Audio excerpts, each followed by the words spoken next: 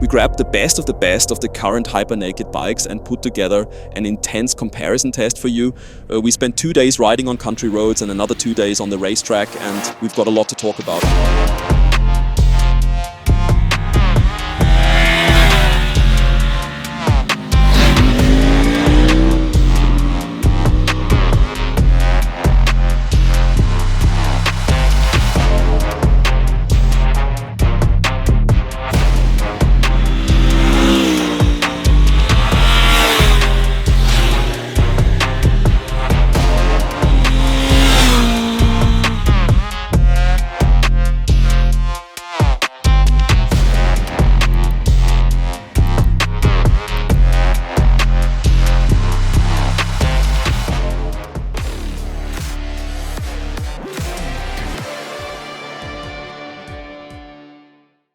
Let's run through it real quick.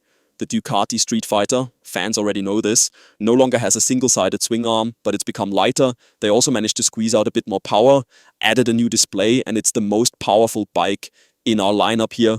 But it's not just the most powerful, it's also visually the most aggressive and the most expensive. The big question, can you even make use of all that power on normal roads? We're going to find out for you.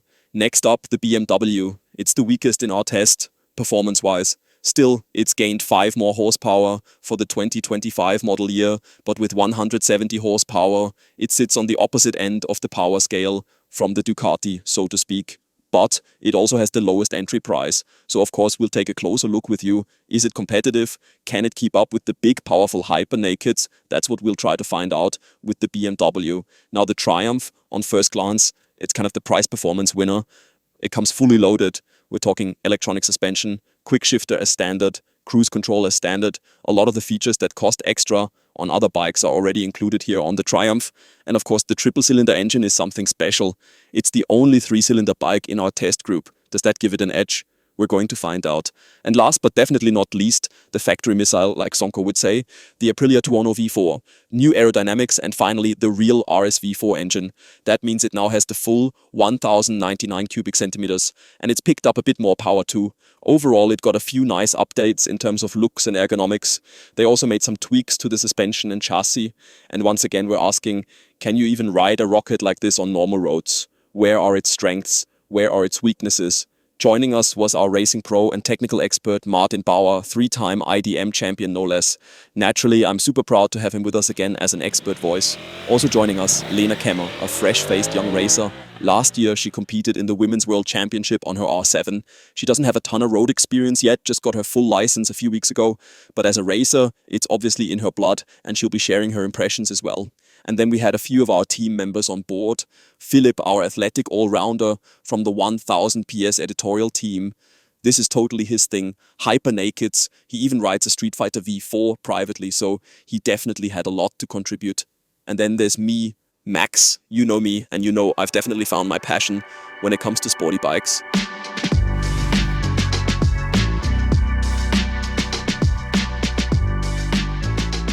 For me, the best engine for riding on country roads is clearly the one in the Speed Triple RS. Why? I think the triple cylinder is just the right mix for the road. It's got that rev-happy character, but also smooth throttle response, low vibrations, torque at the bottom, torque in the mid-range, and then it also really delivers at the top. For me personally, it's the clear winner for road riding. I also really like the S1000R engine. I'm a fan of that one too, because for an inline 4, I think it still has nice torque at the bottom. It pulls in a really linear way across the rev range, which made it easy for me to handle. I have to admit though, I was less satisfied than usual with the Streetfighter V4 S. Especially on those tight hairpins we rode at the beginning, there wasn't a single bike that felt more difficult to ride through them than that one. I think it's down to the throttle behavior in first gear during load changes. Honestly, it was jerky, I have to say. Probably didn't look all that great in the video either. The Tuono V4 engine I actually rank as my personal number 2 right after the Speed Triple RS, because it also has a great balance, some punch at the bottom and then a real surge up top. Plus it has this rougher, raw engine character that I find exciting and sporty. Since I'm mostly out on the racetrack, I naturally really like the V4 engine concepts. They've got a huge advantage in that they combine a relatively large displacement in a compact engine layout. It used to be something manufacturers tried to avoid because it was expensive to produce this type of engine. But nowadays, many brands have embraced this concept. In this test, we've got Ducati and Aprilia using it, and I have to say, these are also the bikes that feel the sportiest. So if your goal is to bring real performance to the street, these two are pretty far ahead. Although I'd say the Aprilia might even offer more usable performance on the road, not because it has more power. In fact, it actually has less power than the Ducati, but it delivers strong punch from very low RPMs. The Ducati, in direct comparison, needs at least 6,000 RPM before it really starts to push forward. And don't forget, even though they've shortened the gearing compared to the previous model, with the long gear ratios, it still means that at 6,000 RPM in first gear, you're already going 60-70 kilometers per hour. And that's exactly the range, just like you mentioned earlier, where it becomes hard to navigate a tight hairpin turn.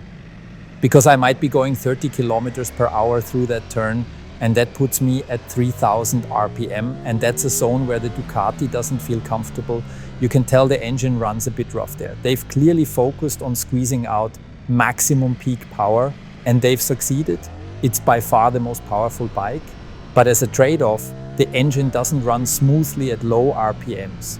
From idle up to 3000, it just lacks that refinement. It also takes a bit of time to really come alive. But above that point, I have to say, there's nothing else out there that fires out of the corners like the Ducati. Up top, it just explodes. Absolutely mental. But on the road, you can only use that to a limited extent. Because just think about it. If you're already doing 60-70 kilometers per hour at 6,000 RPM in first gear, the moment you rev it out, you're well into illegal speeds even in first gear. So the advantage the Ducati has with its outrageous top-end power is something you can't really exploit much on public roads. What I'd like to see is either more torque lower down or even shorter gearing. Then the thing would also perform better in tight corners, like the ones you described earlier. The Aprilia handles that really well. It pulls from the bottom, has that raw V4 character, but still a good engine feel and smoothness. In a direct comparison, like you already mentioned, the triple is kind of my favorite for road use too, because the triple really combines the best of both worlds. And by that I mean between a traditional inline-4 and a V engine, a V-twin, for example. You still get a compact engine layout because it's not as wide as a four-cylinder like we see in the BMW. It's physically narrower, even though it has the largest displacement here. And with the Triumph, you can just open the throttle from idle and it pulls cleanly, no jerking, it just goes. It doesn't quite have the same performance overall as the Aprilia in a direct comparison, but still very good. The BMW, on the other hand, not only has the smallest displacement, but also uses a traditional inline-4 layout. Compared to the others, it's more about top-end power. It's a great engine for racing, no doubt, but on the road, it brings some drawbacks. You need to rev it really high to get real drive. Technically, they've tried to make it more usable lower down with things like variable intake funnels and variable cam timing. They've definitely put in the effort to get more torque down low, but they didn't quite pull it off. And on top of that, the engine suffers from a high level of vibration. BMW tried to counter that with different handlebar weights and balancing masses to dampen those vibrations. But especially between 6,000 and 8,000 RPM, that's where the vibrations are strongest. You notice it in the mirrors too. You can't see anything behind you because it's shaking so much. That's a bit of a downside. I've just got one thing to add, also about the Tuono. In the old model, there was that well-known power dip just under or around 5,000 RPM. And I really think Aprilia has done a great job eliminating that. So to add to what Martin Bauer said, now it really delivers strong power right from the bottom. And subjectively for me, it just has the most punch. First and second gear, the front wheel gets light all the time. It just keeps popping up. In third, you need a bit of clutch, but even then, it'll still wheelie nicely. I'm a big fan of the Tuono engine, I've got to say. It really impressed me. But for longer rides, I'd probably go with the Triumph and its triple, because in my view, it brings great refinement, rev, happiness and versatility all in one. And overall, it was probably the most pleasant bike to ride for me.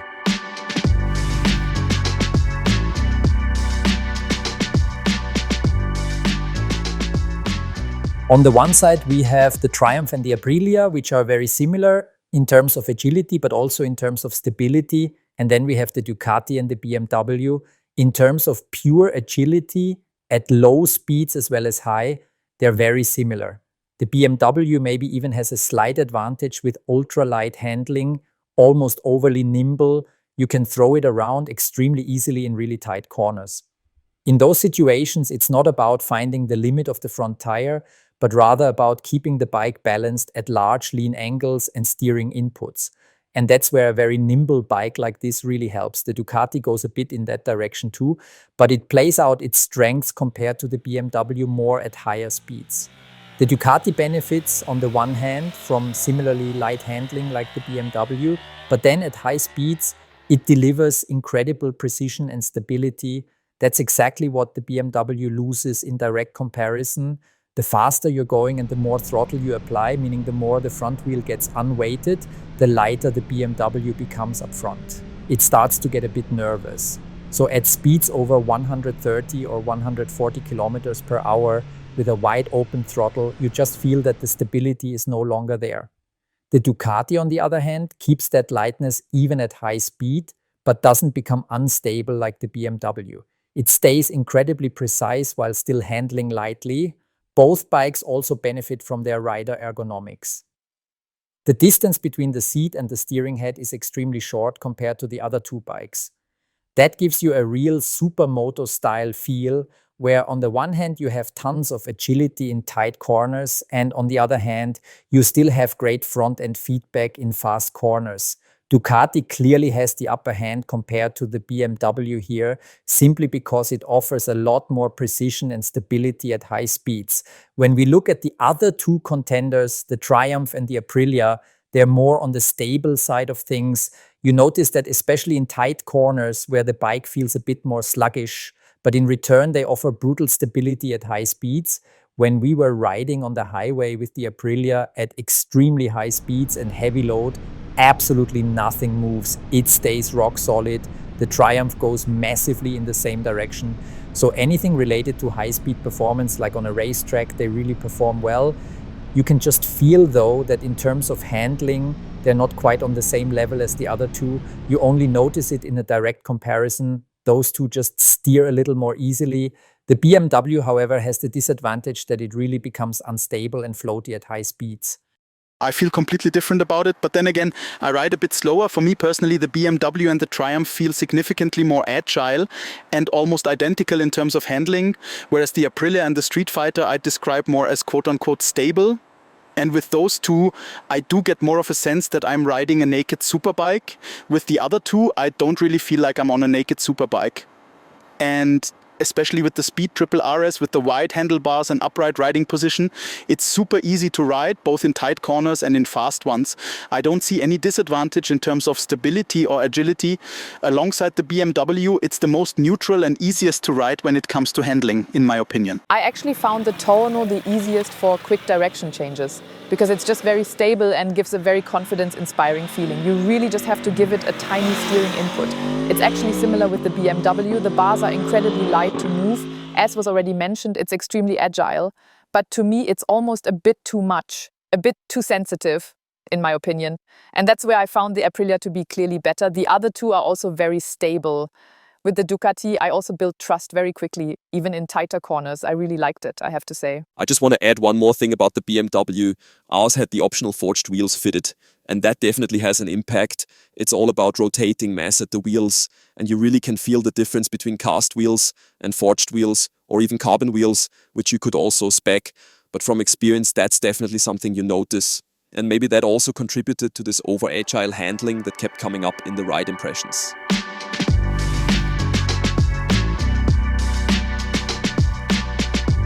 Basically, all four are quite tall. I always have to speak a bit from the perspective of women, because many are on the shorter side. That's just the physical reality. And in that case, it's definitely quite difficult to ride something like this.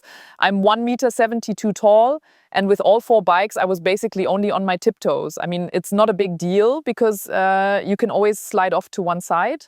But since the seats are also quite wide, that doesn't make it any easier. I have to say, I liked the Triumph the most in that regard, because your knee fits really nicely up against the tank. You get an extremely nice knee grip. I really liked that. And it felt like you didn't need to actively press your knees against the tank, especially on the highway when we were riding. It kind of just happens automatically because of the wind pressure. The downside is that the tank felt a bit too long for me, meaning I had to stretch my arms almost fully out, and that gets uncomfortable over time. With the others, that part was actually fine. The angle of the arms and legs was really good. What I noticed with the Aprilia was that the foot pegs are set higher, so your knees are bent a bit more, which of course feels sportier. But overall, I could honestly see myself riding all 4 bikes for longer trips, thanks to the upright seating positions. The handlebars are wide and actually quite comfortable across the board. Something else I want to add about the Triumph. I think it's the bike with the narrowest waist here, with the smallest standover height, thanks to that slim waist. And on the tank too, like you said earlier, it just feels like you've got the most graceful, delicate bike between your legs. You do have to say, all of them are very much on the sporty side. The foot pegs are relatively high. The seat height isn't excessively tall, but for shorter riders, especially women, it can definitely be pushing the limit.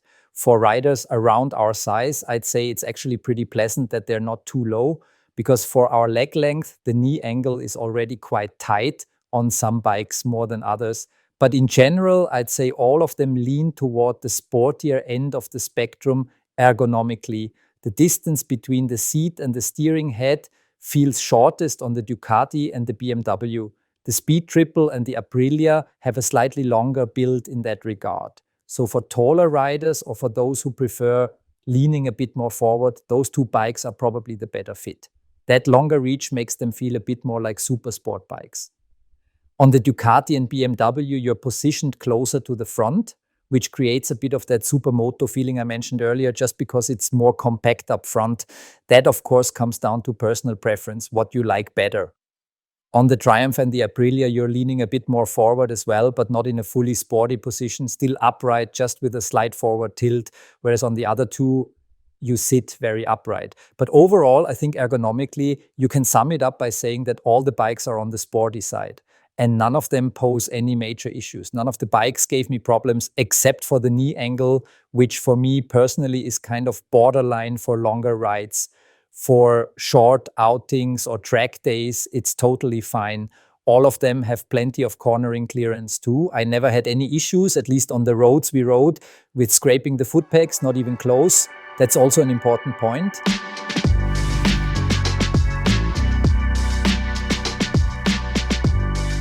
There's everything in there that you could ask for. This is the best you can currently buy, at least among the best. Personally, I'm not really the type who dives deep into all that. Or maybe I just need more time to really get into it. With my own Streetfighter V4 S, it took me about 1.5 years to get the setup the way I wanted it. With the suspension, with the rider aids and so on, I think you just need a bit of time for that. And that's the thing. No matter how great all this electronic stuff is, honestly, I can't come close to pushing any of these electronics packages to their limits. I just don't have the riding skill level for that. Traction control kicks in, okay, fine. ABS kicks in, okay, fine. But I can't really say whether that improved my performance or if it was too much or too little, especially with suspension.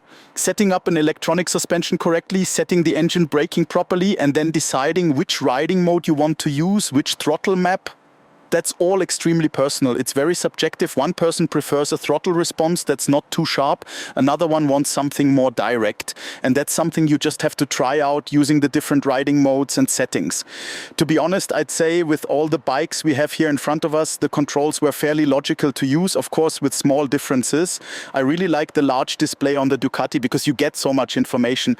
But I also totally understand anyone out there who prefers a more purist riding experience and says, that's already a bit too much information for me. And honestly, even for me, it felt like a bit too much to get to grips with in such a short amount of time. What I always find interesting is how does the bike perform without all the rider aids? How good is the basic setup? How well done is the mapping, the engine mapping? How well can you modulate the engine? Because that to me is always the first thing you should focus on in motorcycle development. A lot of people make the mistake, and even some race teams don't always get this quite right. They try to fix things with the electronic aids. Instead of tackling an inherent problem at its root, they try to mask it or improve it with electronics, making it less noticeable. And you really notice the true character best when you turn all of those systems off. That's when I can feel exactly how good the throttle mapping really is, how controllable it is in the partial load range. If traction control is already stepping in at that point, I don't feel those subtleties anymore. That's why I like to approach it in 2 stages. I like to first try it raw, so to speak, without any rider aids, and see how the mapping is done, how the throttle response behaves, and then I look at how well the electronic systems work. As you already said, all the bikes here have rider aids, and we're talking about everything you could want these days: wheelie control, traction control, adjustable engine braking, you name it. With the Aprilia, if we take a look at the electronics, there's a bit of an issue in the base mapping, or let's say you can feel something, especially in the partial load range, when you're applying just enough throttle to hold a steady speed, especially going slightly downhill, where you'd only need a minimal amount of throttle, it starts to jerk constantly. That was extremely annoying when we were going down that hill and I was just trying to gently apply a bit of throttle to maintain speed. You get a bit of drive, then it cuts out again, even though you're holding the throttle steady. You can feel that alternating on-off behavior, and it's really unpleasant. The rider aids themselves, I have to say, are very well executed. The way they intervene is smooth, not abrupt at all. They really only intervene when needed and nothing more. We have a lot of freedom in the electronics. Meaning if an experienced rider is on the bike and wants to, they can gradually deactivate these systems. That means I can have very little intervention if that's what I want. I don't always have to turn everything off completely. That might be interesting for a lot of riders, having a kind of backup running in the background, knowing that there's a little safety net watching over what I'm doing. That's often very pleasant and it works quite well on the Aprilia. With the Triumph, the base mapping is really well done, I have to say. I've had those 3-cylinder engines on the dyno a lot, also for tuning. They're incredibly solid from the ground up and, how should I put it, really easy to tune. You don't even need a perfect tune for the engine to run beautifully and behave like a textbook example. As you already correctly said, these engines don't really overwhelm you. The throttle response is buttery smooth even without traction aids, so the base setup is spot on. The electronic systems themselves work flawlessly. The only criticism I might have from my side is that the display is quite small. Visually, that might be great for a lot of people because there's nothing bulky getting in your view or blocking your line of sight. But on the other hand, it becomes difficult to see all the information that bikes nowadays come with. Another downside I noticed is the operation of the electronics. There are a lot of buttons that are very close together, especially the one combined with the turn signal switch. It's so tightly packed that it's hard to distinguish with gloves on, especially since the shape of the button is the same. That bottom button moves in every direction and you can also press it. And the menu navigation isn't entirely intuitive either, so that's maybe a bit of a downside. But to be fair, once you've spent some time with the bike, you learn how to use it and then it's no big deal. As for the suspension, both bikes we've just talked about are running Öhlins, both electronically controlled. You can let the electronics adjust them automatically depending on the riding conditions or do it manually. That all works quite well. On the BMW, we basically have the electronics from the Superbike. The control systems are high-end. The base engine and basic setup are also really good, no issues there. The control systems layered on top are also very refined. In the early days, BMW's electronic aids, also on the Superbike, were a bit abrupt in how they intervened. You could really feel that. But over the years, that has improved massively. They've clearly continued developing things for this latest version, and a lot has changed. On the road, it all works really well. The engine itself is not overwhelming, even without traction control. I should also say that it doesn't have a ton of low-end power, so maybe that makes it a bit more approachable. What I like about the BMW is that you can deactivate the rider aids relatively easily with a single button press. On a lot of the other bikes, you first have to go into submenus and turn everything off piece by piece. On the BMW, it's a bit simpler. As for the suspension, it's also electronically controlled, but it's the only one here not using Öhlins. It's still electronically adjustable, but uses a different principle. There's no conventional damper setup. Instead, it uses magnet valves to adjust the damping. The advantage is that it reacts incredibly fast, but it doesn't rely on a traditional damper tuning, so it needs a lot more testing to bring the system up to a high level. The other bikes have an easier time because they're using familiar damper setups that are just slightly modified by the electronic actuators to shift the damping curve. On the Ducati, just like on the BMW, we basically have the superbike electronics. The control systems are the same, very sensitive, easily adjustable, and also gradually switchable off. I really like that, especially for sporty riding.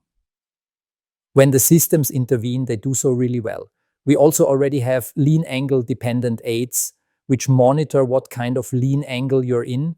The only thing that's maybe missing electronically compared to the other bikes is that the quick shifter doesn't work in certain directions. We know that on most of the other bikes, you can already downshift under acceleration. That doesn't work on the Ducati, which is interesting because technically it's not a big deal. It's a small function that just hasn't been implemented yet. You really notice that in direct comparison. You don't always need it, but it's nice to have. Say you're overtaking and you're in a higher gear, you can just downshift without having to let go of the throttle. The display is very large and shows you everything you want. It's electronically controlled and helps keep the bike a bit more stable overall.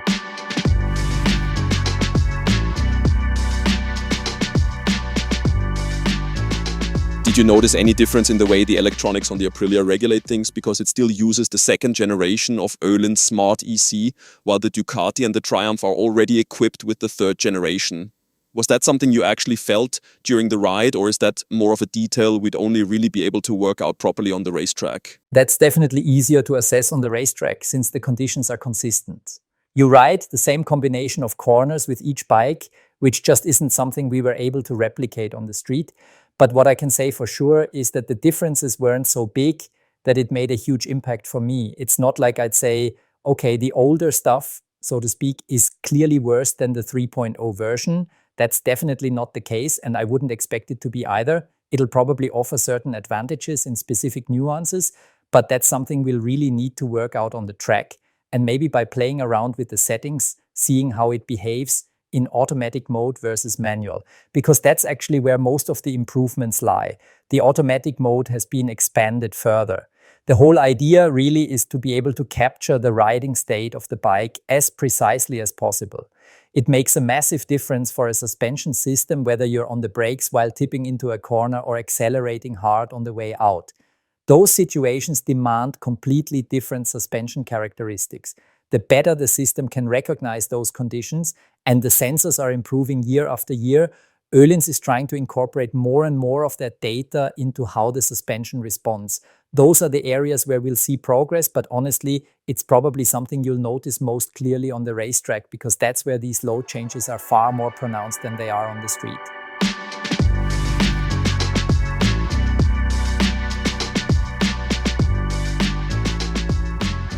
We've got 330mm and 320mm discs in our test field here, all of them equipped with Brembo calipers. On the Ducati, we're running the latest high-performance, high-pure calipers, while on the BMW, we've got the more dated, let's say, M4 calipers, so standard spec. The Triumph is fitted with the Stylomer calipers, which have been the benchmark for years now, only recently surpassed by the new high-pure units. And on the Aprilia, it's the M50 calipers, probably not far behind the Stylomers in performance, and still very much high-end, sport-oriented hardware. What really stood out to me was the brake feel on the Aprilia. It's very progressive, soft at first, then easy to modulate as you increase pressure. The BMW, by contrast, gives you bite right away. It's sharp, very direct, and overall, I have to say, I'm always impressed when manufacturers manage to deliver a sharp, defined bite point despite the presence of lean angle sensors and long brake lines. That crisp bite point is something I definitely felt on the BMW. You pull the lever and it just feels precise, almost like you've got a full race brake setup on the bike. But I also have to put that into perspective. In terms of overall braking performance, the BMW was actually the weakest of the bunch for me. And weakest is a strong word, because of course it still brakes fantastically and in a very sporty manner. But when you hop onto the Streetfighter V4 afterwards, the sheer bite and stopping power are on a completely different level. Same goes for the Aprilia. I have to say it's uncanny how stable and aggressive the deceleration is.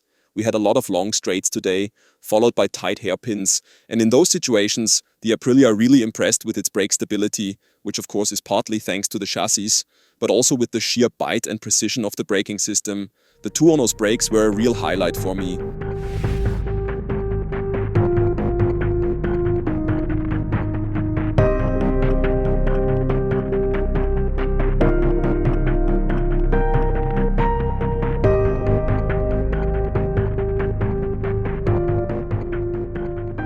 After the country road action, we've now arrived at the Slovakiaring, part 2 of our test, and we're dealing with changing conditions. It's a bit windy, and there's an occasional shower passing through. I hope it stays sunny for us. Let's take a quick look. What do we have for asphalt temperature? Yeah, 28.5, 29 degrees. Perfect. We also brought tire warmers, stands, pit carpet, everything you need for a serious attack on the racetrack. And now I'm hoping we can give you a solid insight and deliver proper test results in the sporty extreme range. Let's also take a quick look at our gear. You might have noticed that our test crew was all wearing NEX helmets, specifically the XR3R model. That's the sportiest helmet in the NEX portfolio. It's made with a carbon shell, pleasantly lightweight, 1,350 grams in size medium. And what I personally really liked was the great aerodynamics. With that additional spoiler element on the back, color matched to the visor, it really looks the part too. Visually, it's a real eye-catcher. Very classy and high-quality finish. The ventilation also impressed us. Even on the racetrack, our heads stayed cool. You can adjust it easily using the openings on the forehead, top of the head and chin area. That all worked great. And what was also really nice was the snug, sporty fit. Especially for track riding, for sporty riding in general, it's truly a very exciting product. We really enjoyed it. The Triumph is a fantastic motorcycle for riding on country roads. It offers a very upright and comfortable seating position, which makes it ideal for relaxed touring and twisty back roads. But on the racetrack, that upright posture becomes a bit of a drawback. There's no wind protection, and at high speeds, the wind pressure is intense. What also became clear is that the electronic systems on the Triumph are more tuned for road use than for aggressive racetrack performance. You quickly notice that to get the full potential out of the bike, you have to switch almost everything off. I tried riding it in the most aggressive mode, and even then there was still way too much power being cut. The wheelie control, for example, can't be fully disabled unless you turn off all the aids. That's a bit of a downside. It actually works really well. It intervenes very smoothly and gently, but if you want full control and push to the limit, you have to deactivate it. The engine, on the other hand, is really convincing. That pure inline triple is beautifully balanced and delivers power across a very broad rev range. It's flexible and fun, with a character all its own. The bike sits a bit taller than the others, which raises the center of gravity. You do feel that it's not quite as precise as the Ducati or the Aprilia in tighter sections. The suspension is also on the softer side, even in automatic mode, but that makes it more approachable. I think for newer riders, it's actually a great option even for the track because it's not overly stiff or punishing. You get confidence quickly. So overall, it covers a wide spectrum of use cases. But if you're looking for a purebred track bike, I wouldn't say this is it. With the BMW, we're dealing with a base geometry that's extremely agile, almost overly so. That agility adds a certain playfulness to the bike, which is great for the street in most situations. We just had those tight 30 kilometers per hour hairpins where you're basically walking the bike through, and that kind of ultra-responsive handling really helps. In that kind of riding, it's more about maintaining balance than pushing front-end grip. But on the racetrack, the requirements are very different. There you want to feel the front tire's limit, to know exactly where that edge of grip is, so you can roll into corners as quickly as possible. And that's where the BMW starts to struggle. It moves around too much, especially when you hit bumps mid-corner. It becomes overly nervous and doesn't give even experienced riders enough feedback to confidently feel where the front-end limit is. That lack of precision is partly due to the DDC suspension, which is more road-oriented than track-focused. It adds to the movement and makes the bike feel unsettled at the limit. Another factor is the riding position. You're sitting quite close to the bars, almost over them, and that doesn't exactly inspire confidence in the front. There's not enough space to load the front in a controlled, comfortable way. Then there's the engine. It shares the basic architecture with the S1000R superbike, but it's been detuned here to about 170 horsepower, and you do feel that. It doesn't have the low-end punch, and even in the top end, it's missing about 2,000 to 3,000 RPM compared to the full-blown superbike motor. It also doesn't rev out as freely. That's one of the key downsides. What does work well is the electronics. They're reliable and you can customize them extensively. You can disable ABS, slide the bike a bit, have fun with it. The wheelie control can be turned off too. And honestly, I found it very easy to do wheelies on this bike. That smooth linear power delivery from the inline 4 makes it predictable and manageable. So overall, I'd say The BMW's agile, easy to understand handling will really appeal to newer riders. It just makes sense when you hop on. But the more serious and sporty you get, the more its weaknesses start. The Aprilia and the Ducati, those two really sit close together, and it shows how directly they've inherited their genes from their respective superbike siblings. Both are very track-oriented machines, but I'd argue the Aprilia stands out in a couple of key ways that really make it a highlight in this group. For starters, it has a small front fairing, which might not seem like much at first, but in practice it makes a huge difference. The Tuono has by far the best wind protection in this test. You can ride at high speeds, even top speed, without feeling strained or fighting the wind too much.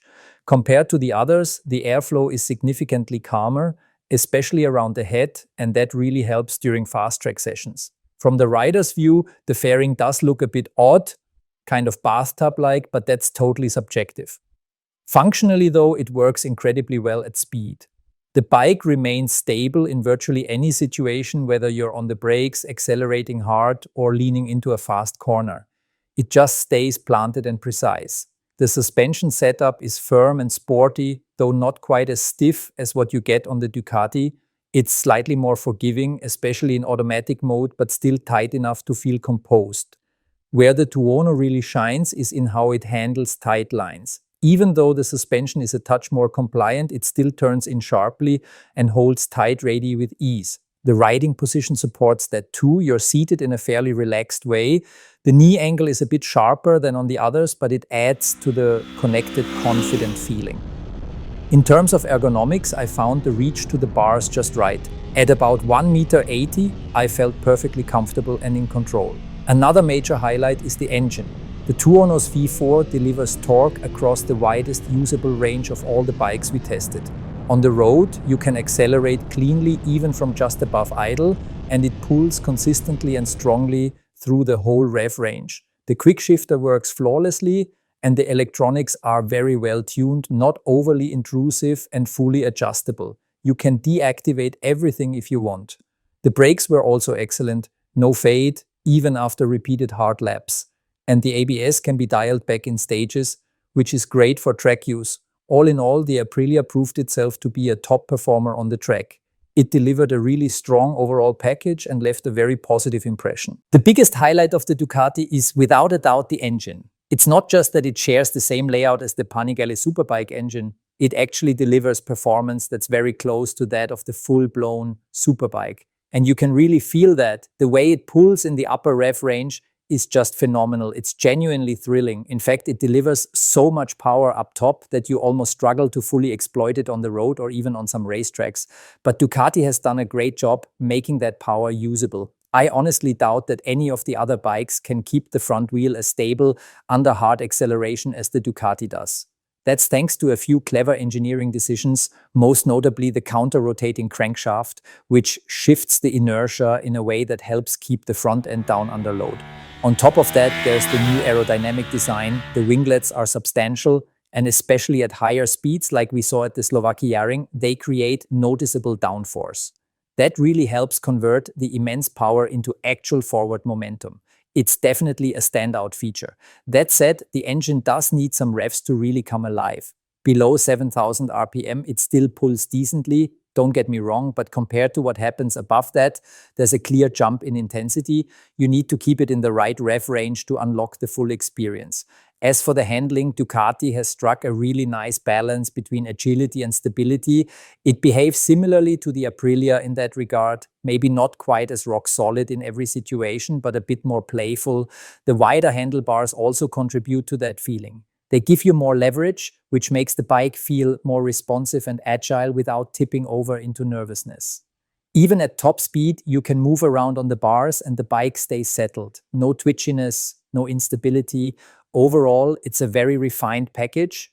The motor is the star of the show, but the chassis, the aero and the stability all come together to make this a truly impressive track weapon. The Ducati Streetfighter V4 was definitely an experience, an intense one. The power is just insane. Over 200 horsepower on a naked bike is on another level entirely. You really feel every bit of that power because you're completely exposed to the wind. At speeds well beyond 250 kilometers per hour, there's absolutely no wind protection. You're stretched out behind the bars, holding on tight, And that's honestly one of the few downsides. The lack of windscreen means the full force of the wind hits you straight on, and with the upright handlebar position, your arms take the brunt of it too. The wind literally tries to pull your arms off the bars. You have to fight it. That said, the handling is fantastic. It's incredibly easy to throw into corners, and it's actually surprisingly approachable despite the extreme performance. It makes quick direction changes really fun and feels very stable and planted, even in fast transitions. So while the ride is physically demanding at high speeds because of the wind, the chassis and handling give you a lot of confidence. Overall, it's a wild ride, but one that's genuinely thrilling and rewarding to control. When you compare the Ducati to the Aprilia, the difference in wind protection becomes really clear. Especially on the racetrack, the fairing and small windscreen on the Tuono make a huge difference. Every centimeter of wind protection counts, and aerodynamically, the Aprilia is just much more comfortable to ride. The airflow over your helmet is smoother, and you're not being hit directly by the wind the way you are on the Ducati. Over time, that makes a real difference in terms of rider fatigue because you don't need to use as much upper body strength on the straights, something you'd never have to worry about on a fully faired supersport. You can actually relax a bit on the straight, which in this case is otherwise the most physically demanding part of the lap. The Aprilia really impressed me overall. It's a well-balanced package. It handles both fast and slow corners beautifully, stays stable, and just feels easy to ride. The suspension is a little on the softer side, but still firm enough for proper pace. It handles mid-corner bumps really well, smoothing them out without upsetting the chassis. All in all, it's a very confidence-inspiring setup. I started the day riding the BMW, and to be honest, I didn't feel instantly at home on it. It's very front-heavy and puts your weight quite far forward, which takes some getting used to. Especially when accelerating out of corners, the front can feel unsettled, even a bit floaty at times. But in contrast to that, the BMW is extremely stable on the brakes. That's something we already noticed in the road test. The brake lever has a really firm, sharp bite with barely any free play. It only needs a few millimeters of travel before it grabs hard. On track, that's a big advantage. You can really brake aggressively, and the bike stays planted. It turns in well on the brakes too, but beyond that, it tends to feel a bit less stable overall. The Triumph Street Triple is really just designed for the road. No two ways about it. Of course, it works fine on the racetrack too, up to a certain pace. But I have to say, for my personal taste, the suspension is simply too soft for track use. Under braking, the front dives quite a lot, which leads to vague and mushy feedback. And what I noticed very clearly was how the bike reacts to bumps mid-corner. It tends to start bouncing and doesn't settle quickly. Even under acceleration out of corners, that oscillation can continue for a bit, and that's just not confidence-inspiring in my opinion. That said, if you're only heading to the track once or twice a year and not pushing right to the limit, then it's still a solid package. It's approachable and forgiving, but it's not really built for serious track performance. All in all, the Aprilia Tuono was my clear favorite on the racetrack. Lots of strong opinions in this one, and we love how brutally honest the team was in sharing theirs. And now, dear viewers, it's your turn to be just as honest. Was this a good video? Did we manage to give you something useful, maybe even help you make a decision if you're currently thinking about buying one of these bikes? That's what we'd really like to know. So leave us a comment down below, and if you enjoyed this video, please give it a thumbs up. This test took a huge amount of effort. We were out here for 4 full days with a big team to make it happen. Hopefully you could tell from the footage that everyone gave it their all. With that said, I think we've said everything there is to say for now. Take care, and we'll see you in the next one. Oh, and one more thing. Don't forget to subscribe to the channel. There are more videos coming from this comparison series, and you definitely don't want to miss those. So hit that button down below, and see you next time. Ciao!